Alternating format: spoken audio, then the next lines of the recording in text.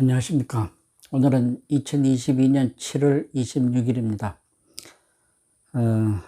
제가 오늘 두 번째로 좀 엉뚱해 보이는 건축사의 우리말 이야기를 하고자 합니다.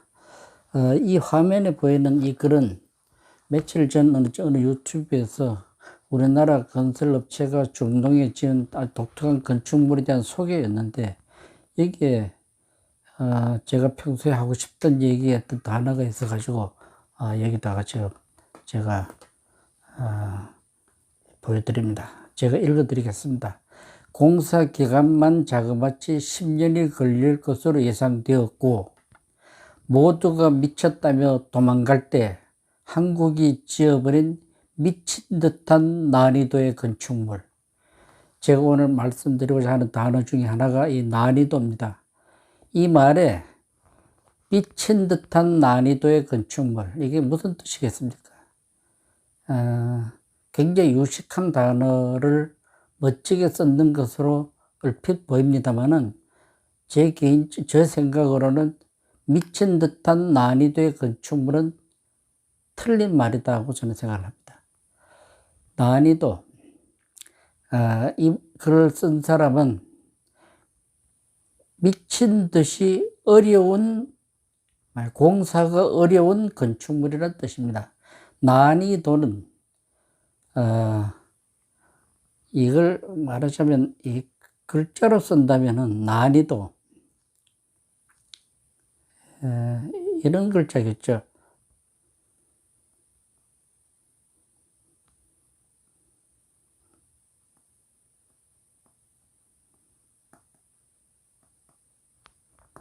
난이도. 쉽고 어려운 정도. 쉽고 어려운 정도라는 이 단어가 없는 건 아니겠죠. 쉽고 어려운 정도. 쉽고 어려운 정도라는 말은 사실은 이게 필요 없는 단어라고 저는 생각합니다. 왜냐하면은, 여러분, 끝에 이제 도자가 이렇게 들어가면은, 도자가 들어가면 이거는 정도를 나타내는 글자니까, 이 정도를 나타내려면은 이것은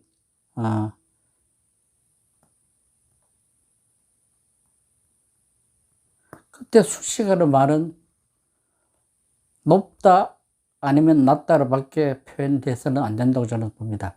예를 들어서 온냉도라고 우리 쓰지 않죠.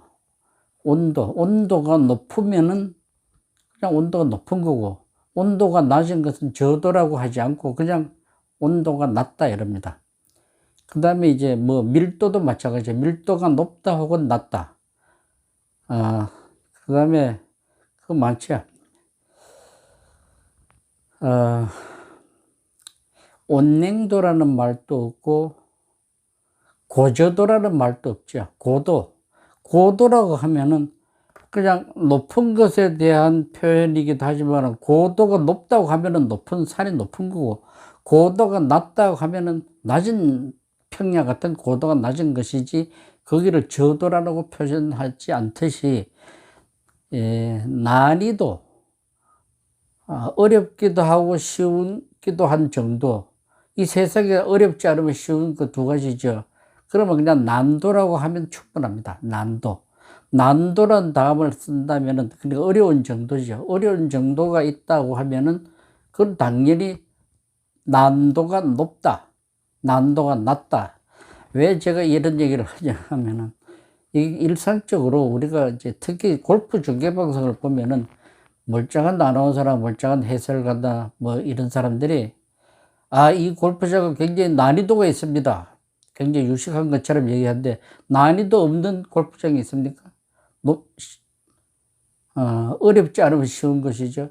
그분의 말 뜻은 아마 이 골프장은 굉장히 플레이하기가 어려운 골프장입니다. 이 코스는 굉장히 난도 높은 코스입니다. 이렇게 이게 정확할 것을, 난이도가 있습니다. 저는 이런 표현이 요즘 그 한글 세대에서 자란 아나운서나 교육받은 사람들이, 저도 한자말로 좀 멋있게는 쓰고 싶은데 잘 표현하지 못하는 훈련되지 않은 사람들이 쓰는 용어라고 저는 뭐 조금 건방지지만은 거의 확신을 갖고 얘기를 합니다. 난이도가 있다 이런 말은 없습니다. 많이 있죠. 있지만은 잘못 쓸 그런 단어는 안 써야 되는 단어로 저는 생각을 합니다. 난이도가 있다 이 말은 즉서 온냉도가 있다, 고조도가 있다, 소밀도가 있다. 그냥 밀도가 높다 낮다고 하면 되는 겁니다. 그래서 특히 이제 야구가 아니라 그 골프 중계방송 들을 때 아마 오늘 하루에도 여러 번 매일 그 단어를 들을 수가 있습니다. 난이도 있는 골프장. 세인트 앤드류스 골프장은 난이도가 있습니다. 그거는 정말로 어처구니 없게도 틀린 말입니다. 이 코스는 굉장히 난도 높은 코스입니다. 이렇게 얘기가 정확하죠. 난도 높은, 좀 쉬운 코스는 난도 낮은, 난도가 높지 않은 말이죠. 난도가 낮은, 그렇게 표현할 것도 없죠. 이 코스는 굉장히 쉬운 골프장입니다. 쉬운 코스입니다. 혹은 어려운 코스입니다. 여기는 높은 곳입니다. 낮은 곳입니다. 할 것을 갖다가 여기는 고도가 뭐 너무 높다. 뭐 그런 말도 좀 쓸 수 있죠. 그러나 난이도가 있습니다. 있다 없다의 표시로 어려움을 표현하는 것은 틀린 말이죠. 난도가 높으면 높고 낮으면 낮은 것이지 있다 없다로는 표현돼서는 안 되는 겁니다. 그런데도 너무 일상적으로 좀 뭐랄까 너무 젊은 아나운서나 해설가들이 또 그렇다고 그냥 쉬운 곳입니다. 어려운 곳입니다. 이렇게 좀 우리말로 아주 그냥 애들 따라듣기 좋은 말로 하면은 본인이 마치 덜 유식한 것처럼 착각을 하는 것인지 이런 틀린 한자말로 사용을 하고 있습니다. 제가 이걸 보면은 전 사실상 이 한자를 뭐 익숙하게 많이 아는 것은 물론 아닙니다. 또 뭐 천자문도 제대로 물 수가 있어요. 그러나 이런 정도는 이렇게 좀 정확한 그 뜻을 갖고 써야 된다고 생각합니다. 다시 얘기해서 난이도는 있다 없다로 표현해서는 안 된다는 단어입니다. 난이도란 단어는 쓸 수 있어요. 가령 예를 들어서 이것은 난이도로 구별될 수 있습니다. 이거는 어렵다 쉽다가 아니고 그냥 그런 쉽거나 어렵거나 하는 정도가 있다 하는 정도는 얘기를 할 수 있지만은 그것도 사실은 사족입니다. 사족. 뱀의 다리와 같은 겁니다. 없는 것인데 갖다 붙인 단어. 우리가 아까 말씀드렸듯이 고조도란 말도 없고 온냉도라는 말도 없고 그렇듯이 그냥 난도가 있다 없다가 아니라 난도가 높다 낮다라고만 표현해야 가장 정확한 표현이다 이런 생각입니다. 제가 전에도 얘기했듯이 이게 두음 법칙, 법칙이 아니라고 제가 말씀드렸습니다. 그리고 제가 이제 두음 그냥 규정이라고만 하면 된다고 했는데 제가 오늘 좀 수정해서 얘기했다면은 두음 규정이란 말도 필요 없고 그냥 맞춤법 속에 표현하면 되는 겁니다. 여자, 어제도 잠깐 그저께 잠깐 얘기했듯이 이런 그냥 이렇게 여자라고 쓴 것을 여자라고 쓰지 않고 여자라고 써야 한다. 이건 맞춤법의 그냥 하나입니다. 이걸 갖다가 무슨 두음 법칙이라고 법칙이라는 잘못된 용어를 정말로 잘못된 용어를 법칙이 아니라고 제가 말씀드렸죠. 법칙이 아닌 것을 법칙은 제가 다시 말씀드려서 신이 만든 자연과학이나 자연이나 물리 혹은 이 우주상에 있는 질서를 과학자나 뛰어난 천재들이 발견한 말하자면 하늘의 뜻이죠. 그것을 법칙이라고 하는 건데 헌법 같은 법보다 훨씬 차원 높은 이거는 거의 절대 분리별의 것을 법칙이라고 하는데 헌법은 고칠 수 있다고 그랬습니다. 법. 그러나 두음 법칙은 두음 법으로 해서도 너무 강하고 두음 규칙도 아니고 저 생각이 좀 최종적으로 지난번에 말씀을 좀 못 드렸는데 그냥 이미 초성에 라면을 리을로 라면 쓰는 것을 이미 우리가 쓰고 있지 않습니까? 그 두음 법칙은 사실 없어진 겁니다. 성씨에도 저것들 류씨도 막 쓰게 하듯이 없어진 두음 법칙을 자꾸 강조할 필요도 없고, 이건 두음 규정이라고 완화시켜도 별 의미가 없고 그냥 맞춤법 속에 포함하면 된다 하는 것이 제 지론입니다. 또 한 가지 이제 그 비슷한 예가 있는데, 제가 왜 10월인가 11월 되면은 이 고교생들이 대학교 들어가기 위해서 수능고사를 보죠. 수능고사를 볼 때 꼭 신문에 등장하는 단어가 있습니다. 문제가 너무 쉬워서 그 문제를 너무 쉬운 문제다 보니까 실력이 있는 학생, 실력이 없는 사람을 구별하기 어려운 문제다. 그걸 갖다가 뜻을 하기를 이런 말로 쓰고 있더라고요. 저는 늘 참 그 말이에요.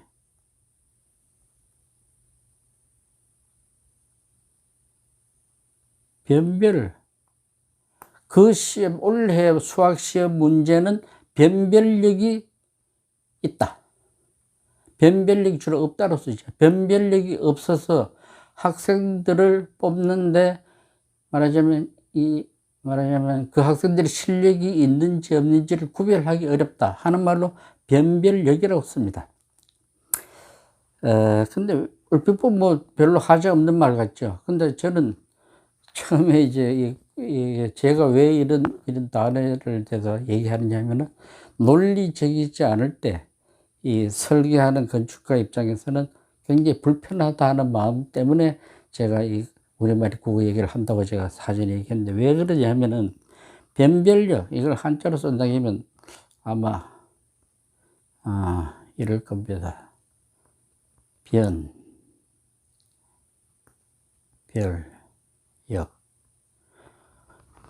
말하자면 어떤 사물의 성질이나 뭐 이런 것을 갖다가 서로 구별을 할 수 있는 능력을 나타내는데, 문제는 이 역자입니다. 변별의 력이라고 하는 것은 무생물에 갖다 붙이는 단어가 아닙니다. 나뭇잎이 무슨 능력이 있습니까? 자기가 떨어지면 떨어지는 것이고 그런 것이지, 시험 문제지도 시험 문제 자체는 그 자체가 능력이 있는 게 아닙니다. 사람이나 소도 그 능력이 있어요. 소가 뭐 큰 짐을 끌 수 있는 힘이 있다. 그 능력이 있다. 얘기할 수 있어요.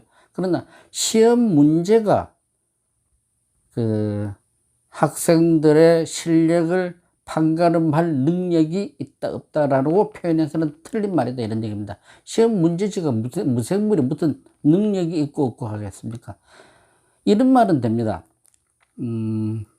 그 학생은 변별력이 있다.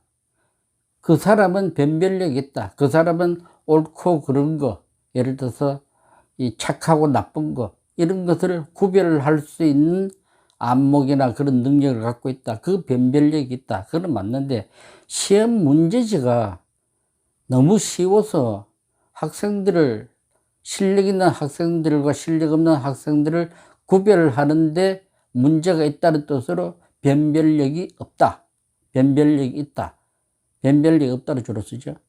그러면 그 얼마나 어처구니없는 말입니까? 제가 그래서 다시 얘기해서, 그럴 때는 그 시험 문제는 변별력이 아니라 변별성입니다. 성. 시험 문제의 성격이죠. 변별성이 있다. 그래야 될 거 아닙니까? 근데 왜 이렇게 입시철만 되면은 이렇게 이 터무니없는 이 글자를 쓰면서도 언론, 방송, 해마다 수십 년 동안 이 말을 계속해서 쓰고 있습니다. 근데 제가 좀 안타까운 것은, 왜 어떤 소위 국어학자들이, 어떤 글을 전문으로 하는 사람들이 왜 시험 문제에 변별력이 있다 없다는 말을 쓰고 있을 때, 나 같은 건축사도 이 말은 논리적으로 틀렸다고 이렇게 지적을 하는데 왜 아무도 지적을 하지 않습니까? 신문에도 방송에도 입시철만 되면 그냥 이 문제는, 금년도 수학 문제는 변별력이 있다 없다 그런 터무니없는 용어를 아무런 반성 없이 쓰고 있는 것에 대해서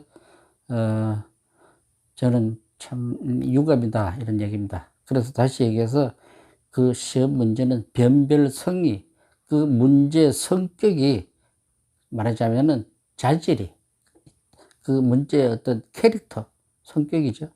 그 문제의 어떤 그 성격이 변별성이 있다, 변별성이 없다, 이렇게 표현해야 맞는 거 아닙니까?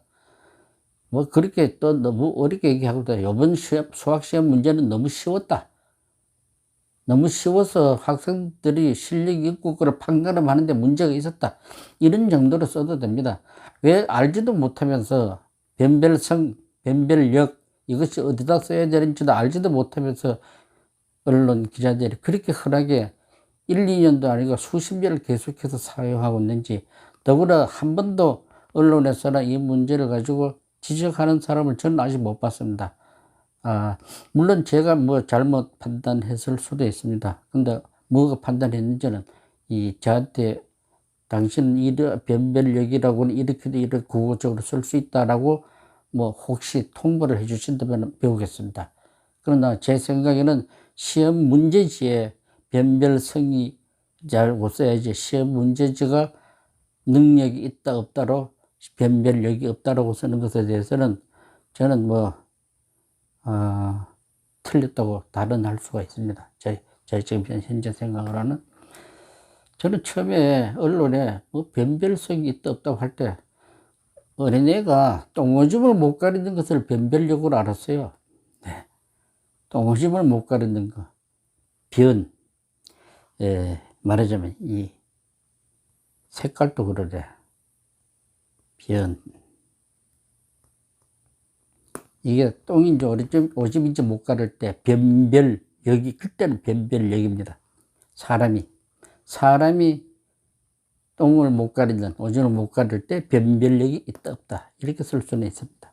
그리고 협력자는 동물이나 최소한도 사람의 어떤 능력을 나타낼 때 써야지, 시험 문제지, 떨어지는 하나의 나뭇잎, 거기에 무슨 힘이 있습니까?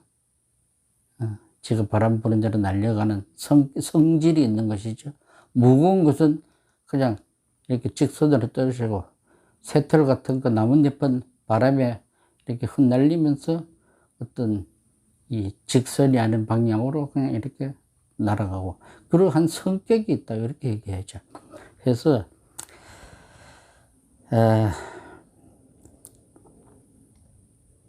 제가 오늘은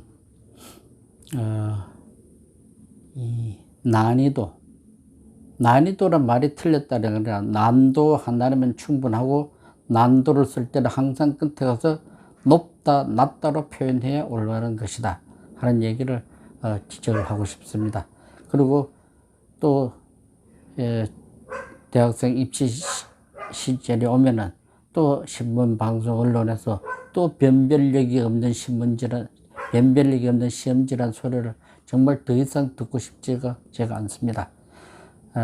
제가 주저넘게 건축사가, 국문학자들이 지적하고 언론에서 수정해야 될 것을 제가 이렇게 좀 강도 높게, 좀 불쾌할 정도로 강하게 이렇게 얘기하는 것에 대해서 이해해 주시고, 제가 틀렸으면 저한테 연락을 주시기 바랍니다. 계속해서 몇 번 더 잘못되고 있다고 제가 생각하는 우리나라 말에 대해서 더 많은 얘기를 하면서 동시에 또 배우도록 하겠습니다. 감사합니다.